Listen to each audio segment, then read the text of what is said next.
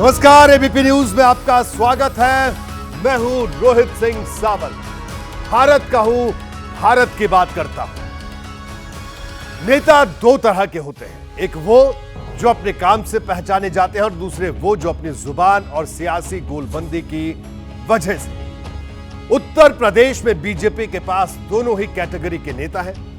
मुख्यमंत्री योगी आदित्यनाथ की पहचान उनके काम से है, तो डिप्टी सीएम केशव प्रसाद मौर्य बीते कुछ दिनों से अपनी जुबान और सियासी गोलबंदी की वजह से चर्चा में। हालांकि इस बार केशव प्रसाद मौर्य ने जो कुछ कहा उसे सुनकर कई लोग चौंक गए। दरअसल केशव प्रसाद मौर्य ने योगी आदित्यनाथ को सबसे बेहतर मुख्यमंत्री बताया। आज भारत की बात में आपको इससे जुड़ी रिपोर्ट दिखाऊंगा। साथ ही भारत की बात में आज यूपीएससी की उस सीधी भर्ती की भी बात करेंगे जिस पर राहुल गांधी ने आरक्षण वाला सवाल उठा दिया है। इसके अलावा बात होगी कोलकाता केस की, जिसमें लेडी डॉक्टर की डायरी पर नया सस्पेंस गहरा गया है। क्या है वो पूरा सस्पेंस, इसकी पूरी रिपोर्ट में आपको दिखाऊंगा। साथ ही बात होगी चंपई सोरेन के मांझी चैप्टर की, जिसने झारखंड विधानसभा चुनाव के ऐलान से पहले ही नई सियासी बिसात बिछा दी है, जिसकी चर्चा रांची से ज्यादा दिल्ली में। लेकिन सबसे पहले बात उत्तर प्रदेश की, जहां 69,000 शिक्षक भर्ती को लेकर सियासत गर्म है। योगी सरकार के सामने चुनौती यह है कि नई मेरिट लिस्ट में जो शिक्षक छांटे जाएंगे उनका भविष्य क्या होगा। हालांकि इसको लेकर सरकार ने तैयारी शुरू कर दी है। देखिए क्या है वो तैयारी और क्यों सीएम योगी के मुरीद हो गए deputy CM Keshav Prasad Maurya.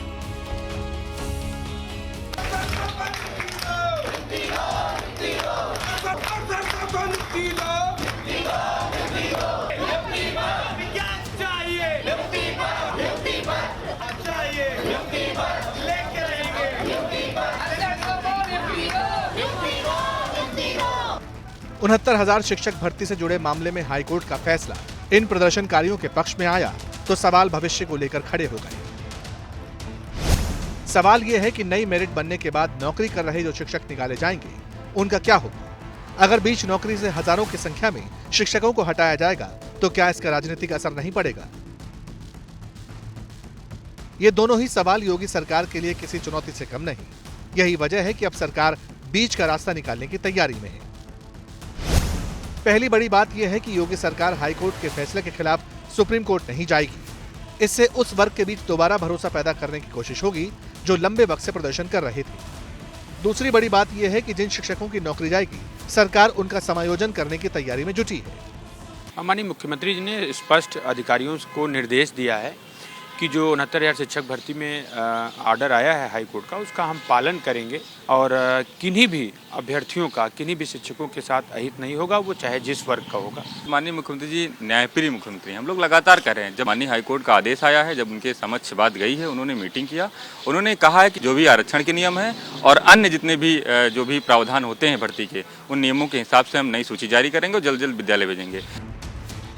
Basic शिक्षा विभाग के अधिकारियों को सीएम योगी ने साफ शब्दों में कहा है कि किसी भी अभ्यर्थी के साथ अन्याय नहीं होना चाहिए और आरक्षण का लाभ उन अभ्यर्थियों को ही मिलना चाहिए जो इसके हकदार हैं।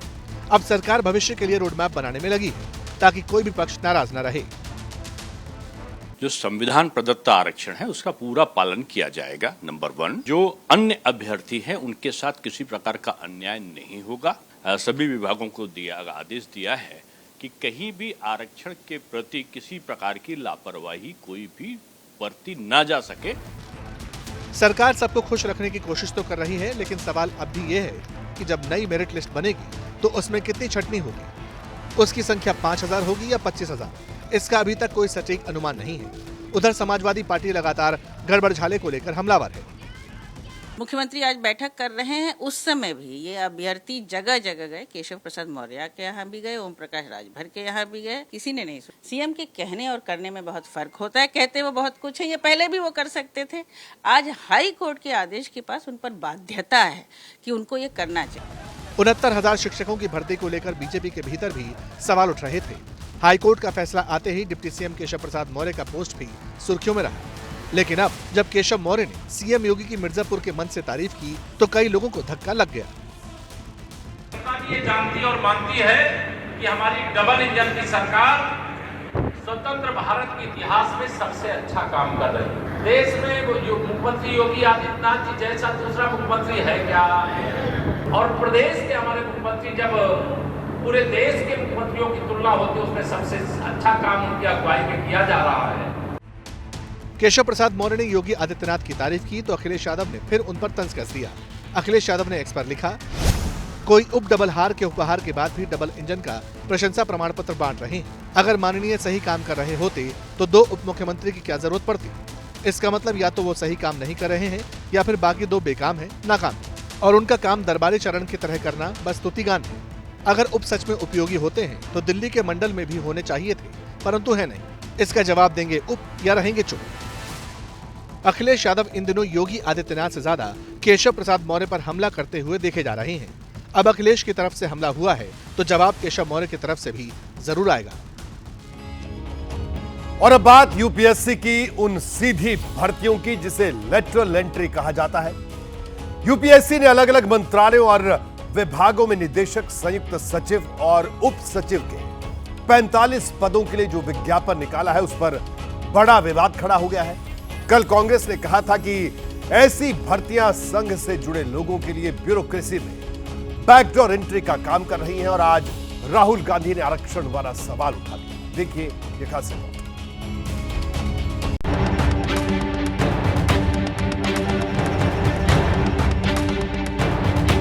यूपीएससी की जिस परीक्षा को पास करने में बड़े बड़े फेल हो जाते हैं, जिस दफ्तर में कुर्सी पर बैठने के लिए दिल्ली के मुखर्जी नगर में बच्चे 8x8 के कमरे में कई साल गुजार देते हैं, अगर वो कुर्सी बिना परीक्षा के ही मिलने लगे तो सवाल और बवाल दोनों तय हैं।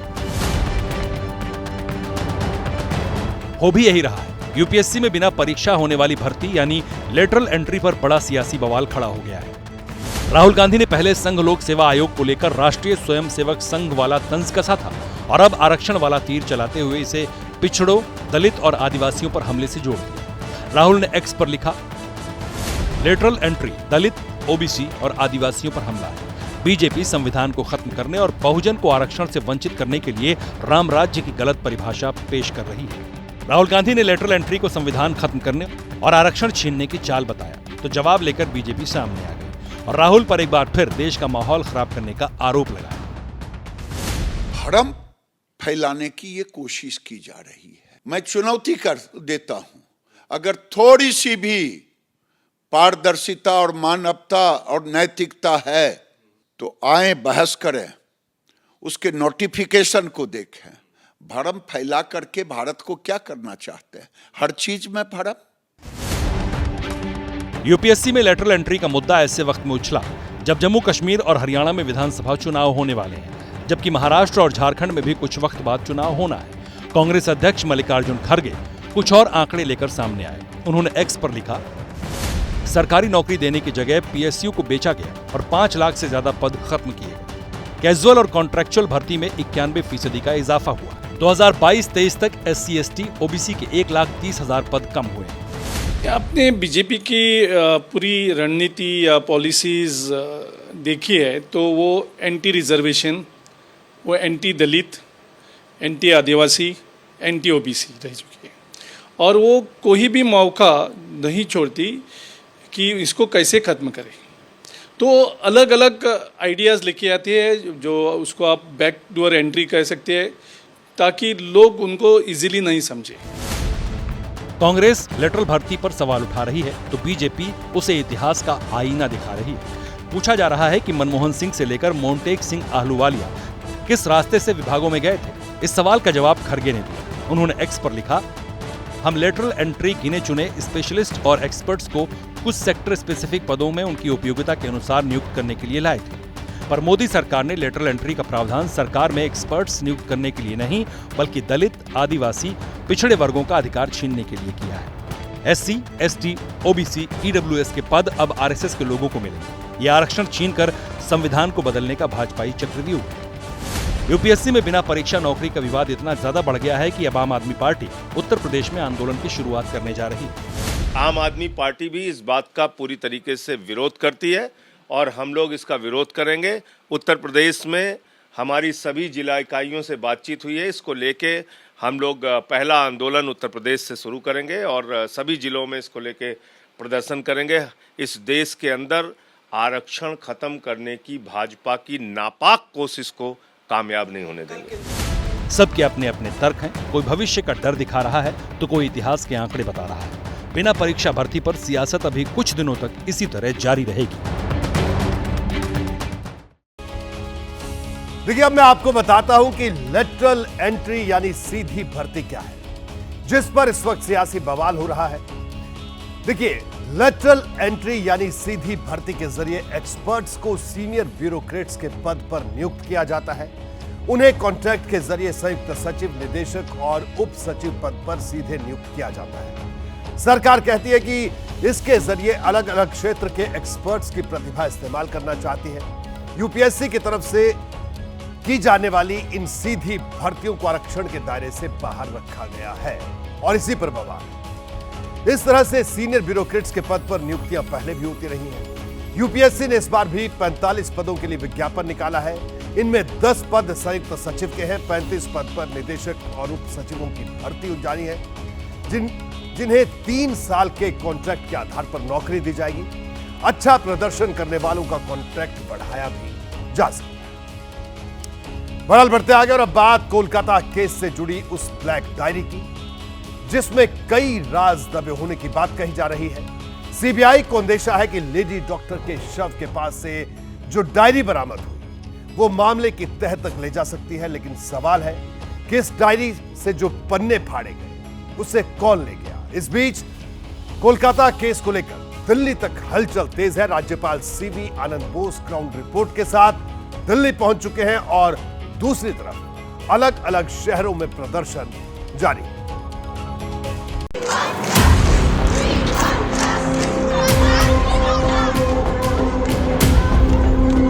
कोलकाता के आरजी मेडिकल कॉलेज में जूनियर डॉक्टर से हैवानियत को 11 दिन गुजर गए, लेकिन वारदात के खिलाफ डॉक्टरों का गुस्सा पहले दिन की तरह बरकरार है।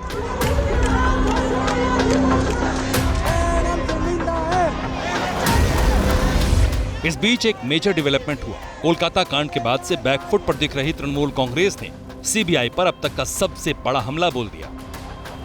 The CBI has not taken any action.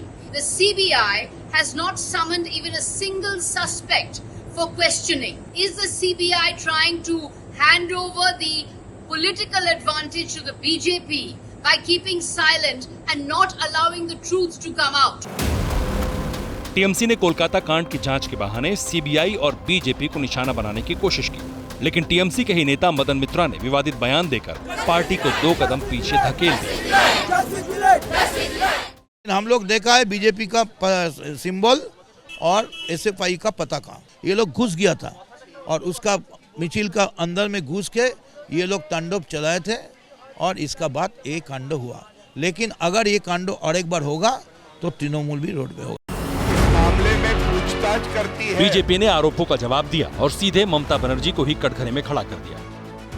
Mamata Banerjee हैं, जिनका नाम अब निर्ममता बनर्जी रखा हुआ है सबने, ये अपराधियों के साथ खड़ी हो सकती हैं और नष्ट ये करती है जो तथ्य और साक्ष्य सबसे जरूरी है इस केस में। इस्तीफा देना चाहिए ममता बनर्जी को। इस बीच पश्चिम बंगाल के राज्यपाल सीवी आनंदा बोस कोलकाता से दिल्ली के लिए निकल गए। बताया जा रहा है कि वो राष्ट्रपति से मिलकर पश्चिम बंगाल के हालात की जानकारी दे सकते हैं। About absolute failure of the state machinery. As governor, I will do my duty and fulfill my promise to the people of Bengal. इस राजनीतिक वार पलटवार के बीच सीबीआई का एक्शन जारी है। जांच एजेंसी की एक टीम 2 महिला अफसरों को लेकर एक बार फिर पीड़ित परिवार के घर पहुंची। बताया जा रहा है कि सीबीआई एक डायरी के बारे में जानकारी इकट्ठा करने की कोशिश कर रही है। ये डायरी हैवानियत का शिकार हुई जूनियर डॉक्टर की है। वारदात के वक्त ये डायरी डॉक्टर के शव के पास मिली थी। इस डायरी के कुछ पन्ने फाड़कर फेंके गए थे। डायरी के कुछ फटे पन्ने कोलकाता पुलिस ने सीबीआई को सौंपे थे। सवाल है कि पीड़िता ने इस डायरी में क्या लिखा था। क्या वारदात के वक्त डायरी को जानबूझकर नष्ट करने की कोशिश की गई? सूत्रों के मुताबिक सीबीआई को लगता है कि इन सवालों के जवाब मिले तो मामले की तह तक पहुंचने में मदद मिल सकती है। इसके अलावा सीबीआई आरजीकर रेप हत्याकांड में आरोपी संजय रॉय के पॉलीग्राफ टेस्ट के लिए कोर्ट की इजाजत ले चुकी है। आरजीकर मेडिकल कॉलेज के पूर्व प्रिंसिपल संदीप घोष से भी सीबीआई ने ताबड़तोड़ पूछताछ की है। सूत्रों का दावा है कि वारदात वाली जगह पर रेनोवेशन के नाम पर की गई तोड़फोड़ के मामले में सीबीआई को संतोषजनक जवाब नहीं मिला। सीबीआई सूत्रों का दावा है कि संदीप घोष और पीड़ित परिवार के बयान भी मैच नहीं कर रहे। जांच टीम के आगे ये तमाम गुत्थियां सुलझाने की चुनौती है। इस बीच जांच में मदद का हवाला देकर टीएमसी के प्रवक्ता कुणाल घोष सीबीआई के दफ्तर पहुंच गए। डॉक्टर्स हमसे कम्युनिकेट किया है तो कुछ डॉक्यूमेंट्स, कुछ नोट्स, कुछ इंफॉर्मेशंस वो सीबीआई का देना चाहते हैं, लेकिन उनका कोई एक्सेस नहीं है। हमसे रिक्वेस्ट किया गया है अगर आप जाते हैं तो वो आप उनको एक्सेप्ट करने की रिक्वेस्ट कीजिए। कुणाल घोष सीबीआई की मदद के लिए आए, लेकिन सीबीआई को कोलकाता कांड की जांच सख्ती से करने की सलाह देना उन्हीं की पार्टी के सांसद सुखेंदु शेखर रॉय को भारी पड़ गया। कोलकाता पुलिस उन्हें नोटिस पर नोटिस भेज रही है और सांसद महोदय गिरफ्तारी से बचने के लिए कोर्ट के चक्कर काट रहे हैं। और अब बात चंपई सोरेन के मांझी चैप्टर की। हर किसी के मन में सवाल है कि झारखंड के पूर्व मुख्यमंत्री चंपई सोरेन क्या करेंगे। आपको याद होगा जब नीतीश कुमार ने जीतन राम मांझी को मुख्यमंत्री पद से हटाया था, तब उन्हें बगावत झेलनी पड़ी थी। ठीक उसी तरह झारखंड में भी हो रहा है। हेमंत सोरेन जेल से बाहर आए तो चंपई सोरेन को हटाकर दोबारा मुख्यमंत्री बन गए, लेकिन यह फैसला उनकी मुश्किलें बढ़ा रहा है। इस बीच जीतन राम मांझी ने चंपई सोरेन को एनडीए में आने का खुला निमंत्रण दे दिया है। हालांकि चंपई सोरेन क्या फैसला लेंगे, इस पर अभी भी सस्पेंस है।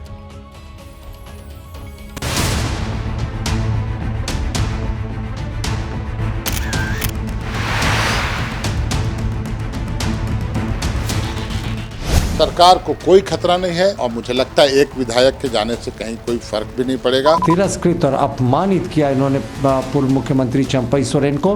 नेता लोग आते हैं चले जाते हैं, लेकिन कार्यकर्ता पार्टी के लिए मर मिटने को तैयार रहते हैं। हेमंत सोरेन की पार्टी में बगावत का बिगुल फूंकने वाले झारखंड के पूर्व सीएम चंपई सोरेन अब क्या करेंगे? कहां जाएंगे? अपनी नई पार्टी बनाएंगे या किसी पार्टी के होकर रह जाएंगे? करीब 28 घंटे पहले आए चंपई सोरेन के एक सोशल मीडिया पोस्ट ने राजनीति के धुरंधरों को इन्हीं सवालों में उलझा दिया है।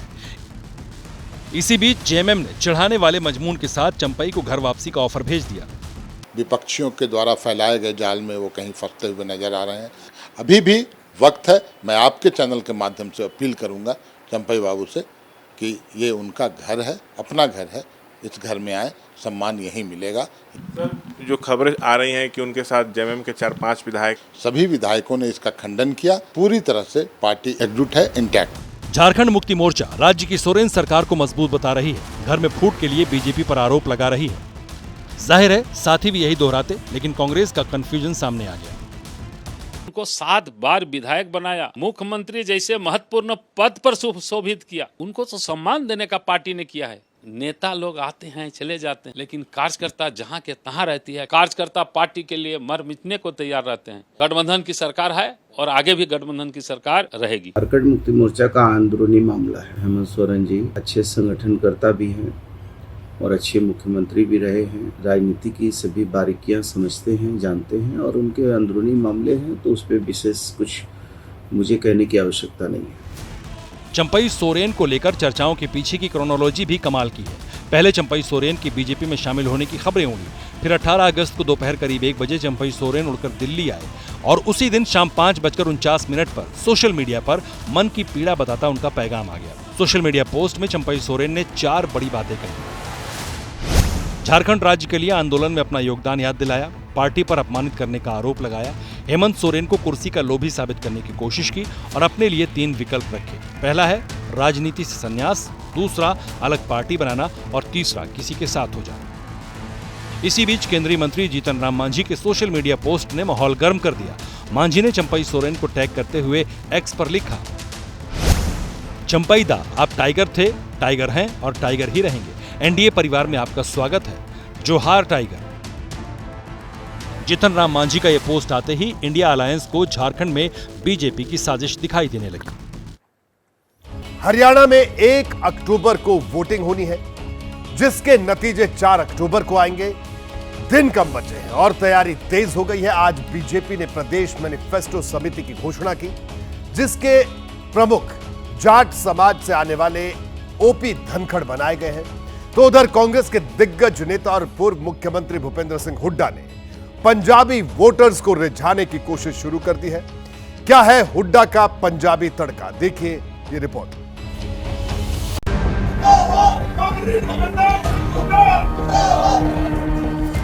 हरियाणा में विधानसभा चुनाव की तारीखों का ऐलान हुआ और कांग्रेस ने दांव चलने शुरू कर दिए। एक दांव पूर्व मुख्यमंत्री भूपेंद्र सिंह हुड्डा ने पंजाबी समाज को लेकर चला। उन्होंने वादा किया कि राज्य में अगर कांग्रेस की सरकार बनती है तो विस्थापित समाज का वेलफेयर बोर्ड बनाया जाएगा। हुड्डा का बोर्ड बनाने का यह संदेश सीधे सीधे पंजाबी समुदाय के लोगों के लिए था। आपके समाज की इज्जत कौन करता है? कांग्रेस की सरकार आएगी तो सबसे पहला हमारा काम होगा विस्थापित समाज के वेलफेयर बोर्ड बनाने का काम होगा। जो आप सब यहाँ नेता हैं उनमें से ही उसका चेयरमैन बनाएंगे, ताकि आपकी तकलीफ दुख तकलीफ लेकर आगे चले। दरअसल भूपेंद्र सिंह हुड्डा बीते दिनों करनाल में पंजाबी समुदाय की तरफ से आयोजित एक कार्यक्रम में पहुंचे थे। यहाँ उन्होंने पंजाबी समुदाय के लोगों का दिल जीतने की कोशिश की। चौधरी भूपेंद्र सिंह हुड्डा जी मंच की तरफ बढ़ रहे हैं। जो हरियाणा जो नंबर 1 हुआ उसमें इस समाज का जो समाज मेरे सामने बैठा है सबसे बड़ा योगदान रहा। मैं इस बात की कहता हूँ, चाहे राज्यसभा हो, चाहे पब्लिक सर्विस कमीशन हो, चाहे सबॉर्डिनेट सर्विस कमीशन हो, चाहे इंफॉर्मेशन कमीशन हो, जहाँ पे भी मौका मिला मैंने समाज को पूरा मान सम्मान दिया। अब सवाल यह है कि आखिर भूपेंद्र हुड्डा पंजाबी समुदाय पर इतना जोर क्यों दे रहे हैं? तो इसके पीछे की वजह को समझिए। हरियाणा की राजनीति में अगर जाट और दलित समाज के वोटर निर्णायक होते हैं तो पंजाबी वोटर भी किसी से कम नहीं। प्रदेश में तीसरी सबसे बड़ी आबादी पंजाबी समुदाय के लोगों की है। जाट वोटर्स के लिए खुद भूपेंद्र हुड्डा जोर लगाते हैं। दलित समाज को संदेश देने के लिए कांग्रेस ने कुमारी शैलजा का चेहरा आगे किया है और बचते हैं पंजाबी वोटर, जिनका दिल जीतने के लिए एक बार फिर भूपेंद्र हुड्डा निकल पड़े हैं। भूपेंद्र हुड्डा ने पंजाबी समुदाय के लिए वेलफेयर बोर्ड बनाने का वादा ऐसे वक्त में किया है जब बीजेपी ने पंजाबी खत्री समुदाय से आने वाले मनोहर लाल खट्टर को मुख्यमंत्री पद से हटाया है। लेकिन बीजेपी कहती है कांग्रेस सिर्फ झूठ की दुकान है। ये भूपेंद्र हुड्डा ही है जिसने पंजाबियों के बारे में क्या क्या शब्द नहीं बोले। मुझे भी सुनते हुए बोलते हुए शर्म आती है। कांग्रेस की दुकान झूठ की दुकान थी। उनका एक ही ध्येय है कि भाई झूठ बोल का कोई मारा तीर में तुक्का लग जा तो हम लगा लें, और नहीं लगा तो बैठे आराम से। हरियाणा में पंजाबी समुदाय की आबादी भले ही 8% के करीब हो, लेकिन माना जाता है कि ये समाज प्रदेश की कई विधानसभा सीटों पर गहरा असर रखता है। यही वजह है कि हुड्डा ने ये दांव चला और बीजेपी के बड़े बड़े नेता उन पर पलटवार करने आ गए। हम तो हिंदुस्तान से हिंदुस्तान में आए। हम आज तो तुम्हारी सोच ने ही हमें नुकसान पहुंचाया और किसी भी हालत में आपको इसके लिए माफ नहीं किया जाएगा। हरियाणा में वैसे तो हर पार्टी 36 बिरादरी के लिए काम करने का दावा करती है, लेकिन जैसे ही चुनाव नजदीक आते हैं हर किसी का कैलकुलेशन जाति आधारित हो जाता है। हरियाणा में कांग्रेस लगातार 2 विधानसभा चुनाव हार चुकी है, लेकिन लोकसभा चुनाव के नतीजों के बाद पार्टी के हौसले बुलंद हैं और दावेदारी मजबूत।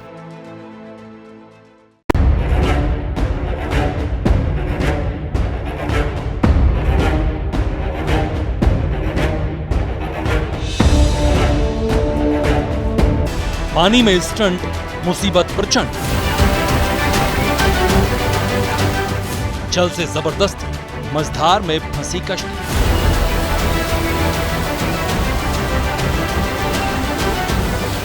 जब नदी में फंस गई जान, देवदूतों ने बचाए प्राण।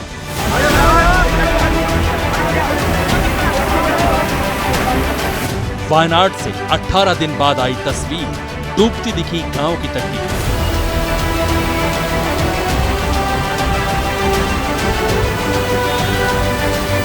दस सेकंड 400 मौत, सीसीटीवी में कैद खौफ। ये कहानी है उस तबाही की जो अपने साथ मलबे वाली बाढ़ लेकर आई थी। 30 जुलाई की रात को जब लोग सो रहे थे तभी एक ऐसा सैलाब आया जो अपने साथ सैकड़ों लोगों को बहा ले गया। उस दिन 400 से ज्यादा लोगों की जान चली गई और आज भी सैकड़ों लोग लापता हैं। बाढ़ के आने के बाद बर्बादी के निशान आपने देखे होंगे, लेकिन आज पहली बार देखिए कि वो सैलाब कैसे आया। कितनी तेजी से बस्ती में घुसा और जब पानी का प्रहार हुआ तो उस वक्त क्या हो रहा था, पहली बार देखिए वायनाड में पहाड़ से आई तबाही का लाइव वीडियो।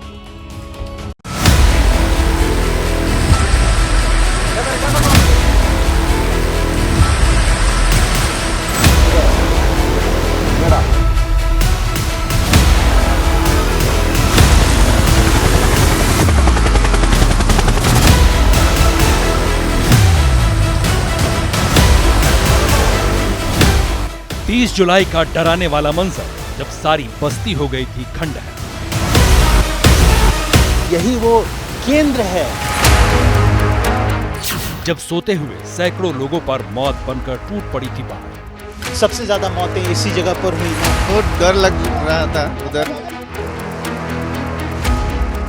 30 जुलाई को आई तबाही का लाइव वीडियो 18 अगस्त को सामने आया है।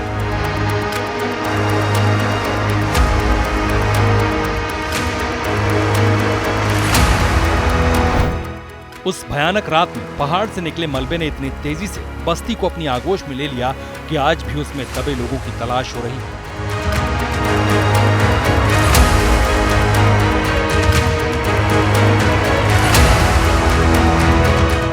इस आपदा में पूरी तरह से तबाह हुए चूरलमाला में कुछ दुकानों में लगे सीसीटीवी कैमरों में कैद तस्वीरें बेहद डराने वाली।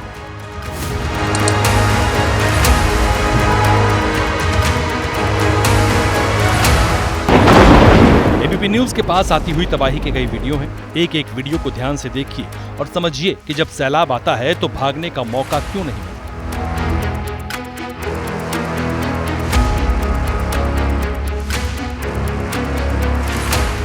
वायनाड के चूरलमाला पर आते हुए सैलाब का पहला वीडियो देखिए।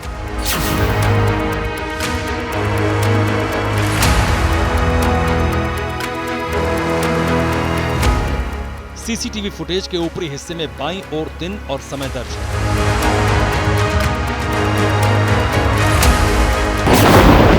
तीस जुलाई दिन मंगलवार, समय था रात 1:08।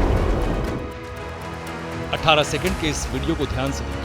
पानी का एक तेज झोंका आता है और पल भर में 10 फीट के एक मकान को आगोश में ले लेता है।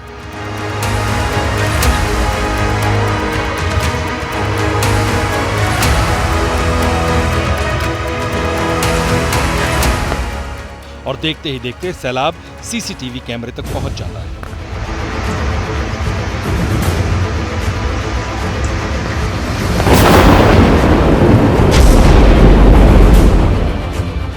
सीसीटीवी फुटेज को ध्यान से देखेंगे तो 10 सेकंड में पानी का स्तर करीब 20 फीट तक पहुंच गया है। इसका अंदाजा आप आराम से लगा सकते हैं। एक फ्लोर की हाइट कम से कम करीब 10 फीट होती है। सीसीटीवी दूसरे फ्लोर पर रखे पानी के टैंक के ऊपर लगा है, यानी ऊंचाई 20 फीट से ज्यादा ही होगी।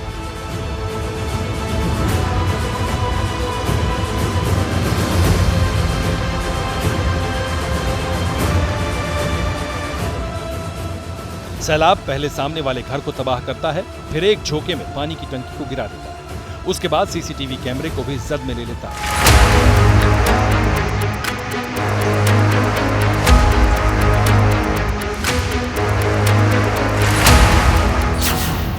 सैलाब के अटैक का दूसरा वीडियो 30 जुलाई रात 1:09 पर सीसीटीवी में कैद हुई तस्वीर।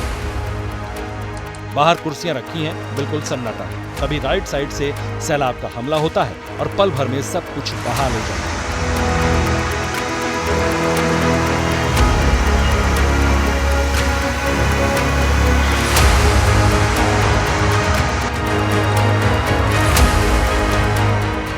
दूसरा वीडियो 15 सेकंड का है। पहाड़ से पानी तेजी से आया और देखते ही देखते दुकानें डूबने लगी, सामान बहने लगा।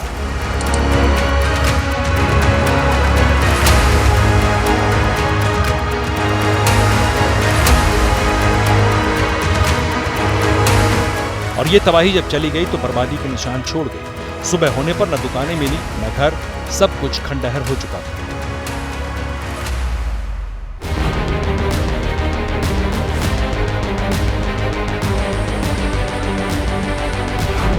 .400 की मौत कैसे हुई, उसका तीसरा वीडियो भी देखिए। कहा जाता है जब धरती हिलने वाली होती है या कोई अनहोनी होने वाली होती है तो इसका अंदाजा सबसे पहले जानवरों को लगता है।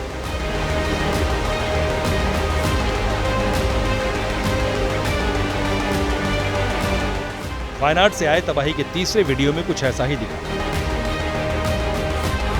ये वीडियो भी 30 जुलाई रात 1:09 का है।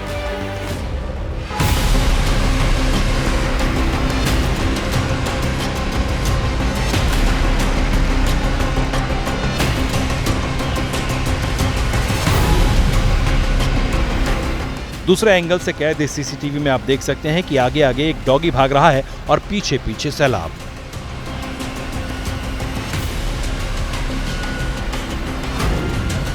सैलाब और डॉगी के बीच महज कुछ मीटर का ही फासला था।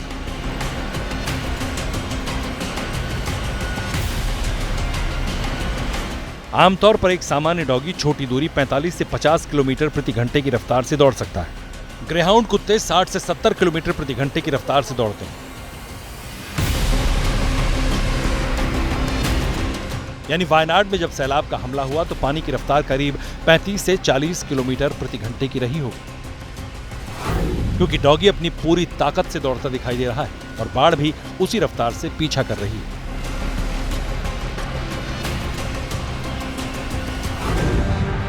सीसीटीवी कैमरा 2, कैमरा 4 और कैमरा 5 से इस तबाही को एक साथ देखिए। वीडियो में देखा जा सकता है कि पानी इतनी तेजी से आया कि किसी के पास भागने का मौका भी नहीं था। रात का समय होने के कारण सभी लोग सो रहे थे और मलबे के साथ तेज गति से आए पानी ने सभी को मौत की नींद सुला दिया। वायनाड का ये मेप्पाडी डिस्ट्रिक्ट पड़ता है, जिसमें 2 गांव तो बुरी तरह प्रभावित हुए हैं, जो चूरामल और वहाँ पे मुंडाकी का गांव है। इसका पारिस्थितिकी जो है बहुत ही संवेदनशील है।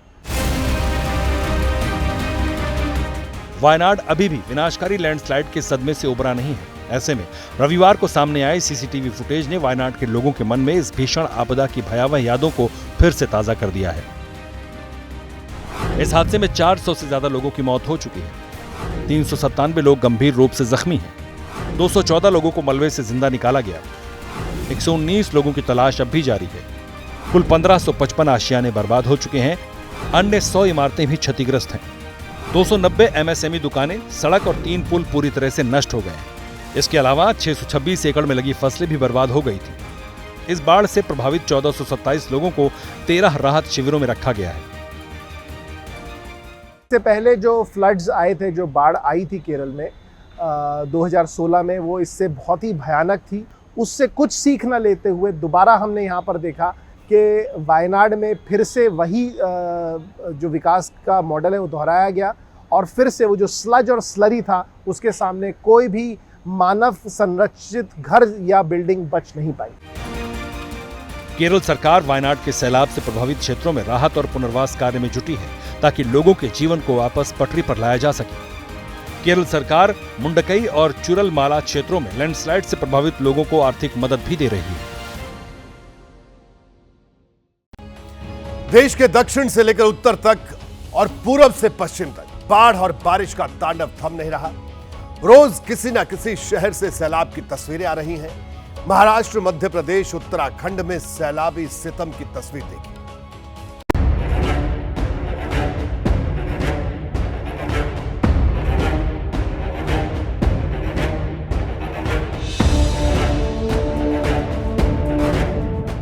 कहते हैं आग और पानी से खिलवाड़ नहीं करना चाहिए, लेकिन कुछ लोग इस बात को समझना नहीं चाहते। इस वीडियो में ही आप एक एग्जाम्पल देख लीजिए। ये तस्वीरें मध्य प्रदेश के मंडला जिले की हैं। ये सड़क नैनपुर तहसील के ग्राम डिठोरी को नैनपुर से जोड़ती है। ग्राम पंचायत बंधा से होकर ये नाला गुजरता है, जिस पर कम ऊंचाई का पुल बना है। बारिश के दिनों में यहाँ के नालों में ऐसी ही बाढ़ आ जाती है और कुछ घंटों में पानी कम भी हो जाता है। पानी की रफ्तार ज्यादा होने से अक्सर लोग नाले को पार करने से डरते हैं, लेकिन कुछ नौजवान पानी की ताकत को कम आते हैं। इस युवक को भी लगा था कि वो नाला पार कर जाएगा, लेकिन ऐसा नहीं हुआ। तेज धार में बाइक को संभाल नहीं पाया और पुल से नीचे गिर गया। संयोग था कि नाले में ज्यादा गहराई नहीं थी। बाइक के साथ वो कुछ देर तक बहता रहा, जान बचाने के लिए हाथ चलाता रहा। तभी वहां मौजूद ग्रामीणों ने रस्सी की मदद से उसे बाहर निकाल लिया। उत्तराखंड में भी बाढ़ और बारिश का कहर जारी है। देहरादून के रायपुर में सौंग नदी उफान पर है। पहाड़ों का पानी जब मैदान की ओर भागता है तो सौंग नदी इसी तरह भयावह रूप धारण कर लेती है। अगर कोई मझधार में फंस जाता है तो उसे निकालना मुश्किल होता है। रविवार सुबह अचानक सौंग नदी का पानी बढ़ गया, जिससे 2 नौजवान फंस गए। पानी की स्पीड इतनी ज्यादा थी कि दोनों के लिए निकलना मुश्किल हो गया। स्थिति की गंभीरता को देखते हुए एसडीआरएफ की टीम बुलाई गई। मौके पर पहुंचने के बाद एसडीआरएफ की टीम ने सबसे पहले दोनों के लिए लाइफ जैकेट भेजा, फिर रस्सियों की मदद से उन्हें निकालने की कोशिश शुरू की। थोड़ी देर की मशक्कत में एसडीआरएफ ने दोनों को सुरक्षित बाहर निकाल लिया। देहरादून की आसन भी इन दिनों रौद्र रूप में है। इस नदी में ज्यादा पानी नहीं रहता, लेकिन बारिश होने पर यहाँ अचानक बाढ़ आने का खतरा बना रहता है। साहसपुर इलाके में अचानक पानी बढ़ने से कुछ लोग फंस गए थे, उनके साथ कुछ पालतू जानवर भी थे। स्थानीय लोगों ने तुरंत पुलिस को सूचना दी। खबर मिलते ही एसडीआरएफ की टीम मौके पर पहुंची और राहत बचाव कार्य में जुट गई। मझधार में फंसे लोगों को निकालने के लिए एसडीआरएफ के 5 जवान बोट लेकर पहुंचे। काफी सावधानी से रेस्क्यू ऑपरेशन चलाया और 5 लोगों को सुरक्षित बाहर निकाल लिया। उत्तर प्रदेश के चित्रकूट जिले में भी नदियां उफान पर हैं। मामला मानिकपुर तहसील के चमरोहा गांव का है। यहाँ की बरदाहा नदी भी बारिश के दिनों में अचानक भयानक रूप धारण करती है। रविवार के दिन नदी पार करते वक्त ट्रैक्टर फंस गया। ट्रैक्टर पर 5 लोग सवार थे। दरअसल जिस वक्त ट्रैक्टर पुल पार कर रहा था उस समय पानी का बहाव ज्यादा नहीं था, लेकिन अचानक बाढ़ आने से ट्रैक्टर समेत 5 जिंदगियां फंस गईं। 5 में से 4 लोगों ने कूदकर अपनी जान बचा ली, लेकिन ट्रैक्टर समेत ड्राइवर फंसा रहा। उसे बचाने के लिए तुरंत बड़ी संख्या में गांव वाले मौके पर पहुंचे, ट्रैक्टर को रस्सी से बांधकर खींचने लगे। पानी का दबाव ज्यादा था, किसी भी वक्त ट्रैक्टर पुलिया से गिर सकता था, क्योंकि अगला हिस्सा बिल्कुल किनारे चला गया था, लेकिन लोगों ने रस्सी की मदद से उसे रोके रखा। ट्रैक्टर को निकालने के लिए कुछ और लोगों को बुलाया गया। लंबी रस्सी की व्यवस्था की गई। 50 की संख्या में जुटे लोगों ने काफी मशक्कत के बाद आखिरकार ट्रैक्टर और उसके ड्राइवर को सुरक्षित निकाल लिया।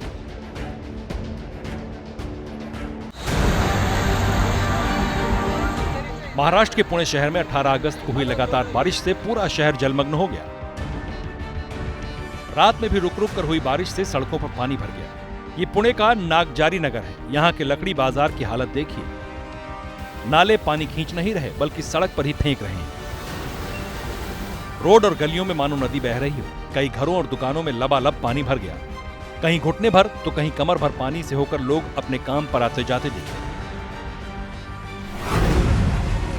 पुणे से ही बारिश से बर्बादी की दूसरी तस्वीर आई। पिंपरी चिंचवाड़ में शाम से हो रही भारी बारिश के चलते निचले इलाकों में जबरदस्त जल भर गया। कई इलाकों में हालात जब खराब होने लगे तो पानी निकालने के लिए जेसीबी बुलानी पड़ी। जेसीबी की मदद से दीवार तोड़ पानी को निकलने का रास्ता दिया गया। पिंपरी चिंचवाड़ के थेरगांव की सुंदर कॉलोनी में करीब 3 फीट तक पानी भर गया। इसलिए नगर निगम के लोग लोहे की रॉड से बाउंड्री वॉल को तोड़ने की कोशिश में जुटे थे। तस्वीरें बता रही हैं कि यहाँ की स्थिति कितनी खराब है। पिंपरी चिंचवाड़ के रामवाड़ी इलाके में भी बारिश से लोगों की जिंदगी थम सी गई है। एक कार अंडरपास में फंस गई। निकलने का रास्ता नहीं मिला तो कार सवार गाड़ी छोड़कर सुरक्षित स्थान पर चला गया। वहीं दूसरी कार वाला हालात को समझते हुए अंडरपास के मुहाने पर ही रुक गया। पुणे की ये तीसरी तस्वीर है। दर्दनाक वीडियो पुणे के कोढ़वा इलाके का। बारिश की वजह से यहां पर पानी भर गया।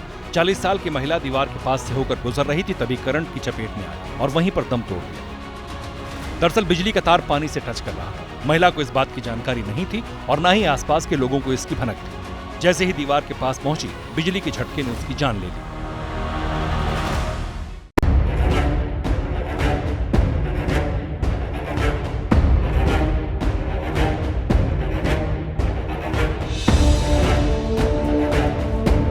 पानी में स्टंट, मुसीबत प्रचंड।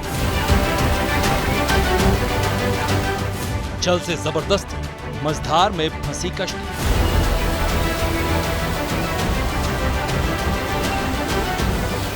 जब नदी में फंस गई जान, देवदूतों ने बचाए प्राण।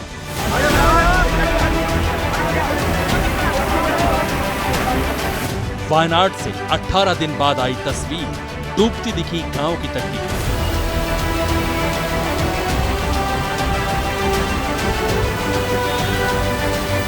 10 सेकंड 400 मौत, सीसीटीवी में कैद खौफ। जैसे ही घड़ी का काटा दोपहर 2:30 पे आए, बबीता जी का दिल सास बहू साजिश के लिए मचल जाए। और ये है इनकी बहू, पूरे दिन ऑफिस की टेंशन हो जाए गॉन जब ये करें अपना फेवरेट शो फ्री टाइम पे ऑन। इनकी तरह आप भी देखिए अपना फेवरेट शो अपने टाइम पर और डाउनलोड कीजिए एबीपी लाइव ऐप अपने स्मार्ट टीवी पर।